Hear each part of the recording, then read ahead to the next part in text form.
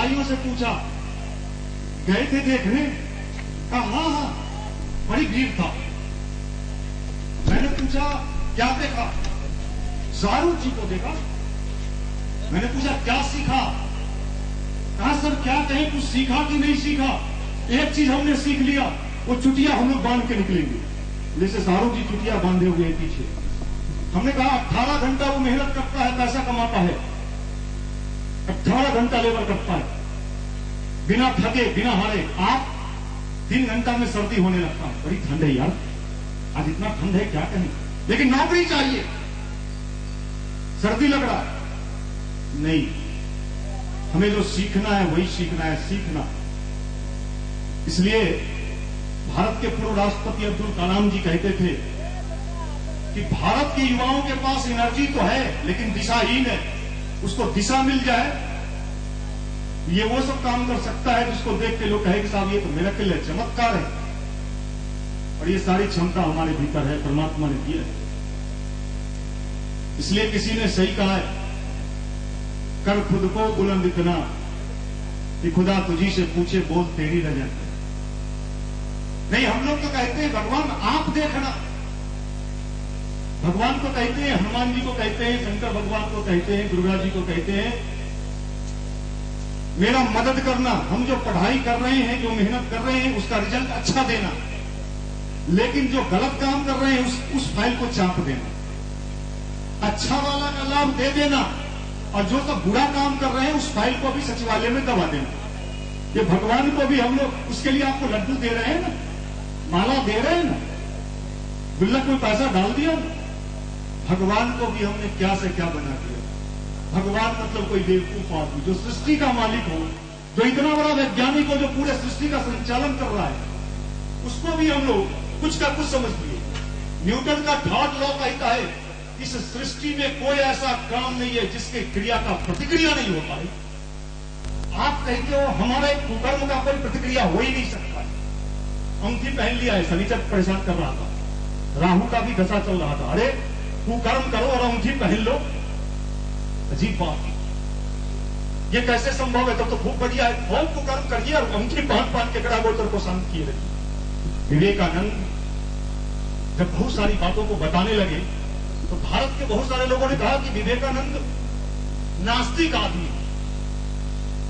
उस समय के जितने बड़े बड़े धर्माध्यक्ष थे उन्होंने कहा विवेकानंद नास्तिक है, ये नास्तिकता फैला रहा है। विवेकानंद ने कहा कि अच्छी बातें बताना, कर्म और पुरुषार्थ की बातें करना अगर नास्तिकता है तो मैं नास्तिक हूं, मुझे नास्तिक ही माना जाए। और आज देखिए पूरा देश नहीं, पूरे दुनिया, अभी ओबामा जी आए थे आपके यहां देश में, भारत के पार्लियामेंट में अमेरिका का राष्ट्रपति कहता है कि मैं अमेरिका के उस भाग से आया जहां से भारत के एक युवा सन्यासी धर्म प्रचार के लिए कभी गए थे, और उनकी आज भी वहां बहुत सारे लोग नाम जानते हैं, शिकागो। अब बताइए, हम लोग इसी देश में जन्मे, इसी देश में पले हैं, बढ़े हैं, लेकिन हमें अपनी संस्कृति का पहचान नहीं है। आने वाले समय में इसका महत्व पूरे दुनिया में बढ़ने वाला है, पूरे विश्व में भारतीय संस्कृति का पताका फहरने वाला है। भारत जगत गुरु था, किस आधार पर खूब पूजा करता था? अपने कर्म के आधार पर। और फिर वो कर्म करने की बारी आई, सही से हम करें। कई लोग कहते हैं हम युवाओं का काम तो अभी पढ़ना लिखना है। हमने कहा बिल्कुल ठीक, किसने कहा नहीं पढ़ना है? आप बिल्कुल पढ़ो, लेकिन आप युवाओं का बहुत सारा काम ऐसा भी हम लोग मिलकर करते हैं जो हमारा काम नहीं है।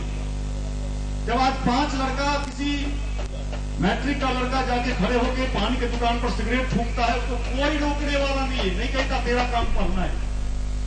लेकिन वो लड़का अगर 15 मिनट बैठ के ध्यान करने लगे अपने को ठीक करने के लिए, तो हमारे हॉस्टल में, लॉज में, रूम में भाई लोग कहते हैं यार तू बाबा हो गया क्या, बुरा काम करो, वो तो जमाना है, अच्छा मत बनो।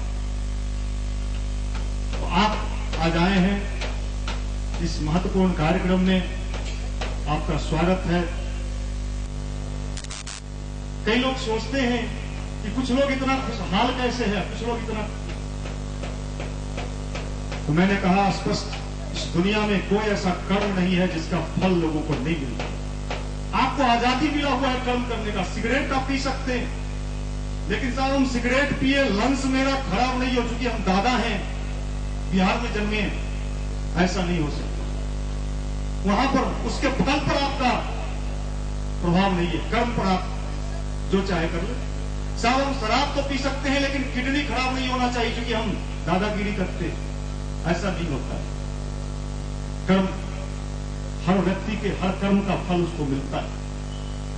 जो पढ़ेगा, मन से पढ़ेगा, उसको भी उसका फल। जो फांकी मारेगा वो कहेगा भाग्य ही मेरा खड़ा है।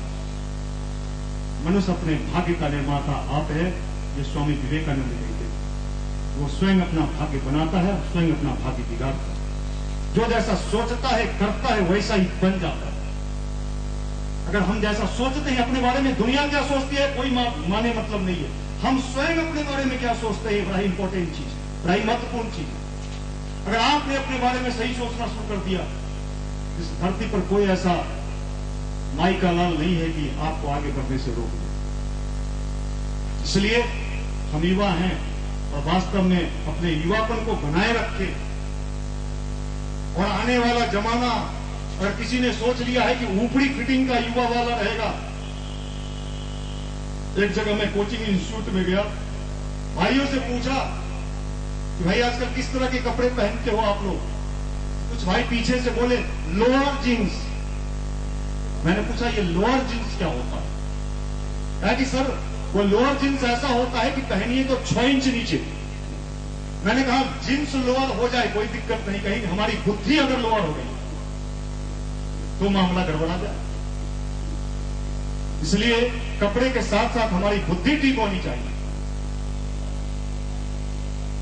वो जमाना अब नहीं है ऊपरी फिटिंग का, अब तो इंटरनल फिटिंग का युग आया है। जो अंदर से फिट होगा वही बाहर हिट होगा। पहले था ऊपर से फिट फाट लोग दिखते थे, अब तो लोग हंसता है। देखो ना 3 साल से पटना में, कहां क्लास में रहते हो बाबू? मसल्ले कहां ना। ये देखिए हम अपने कर्म को सही से करें, यही है विवेकानंद का।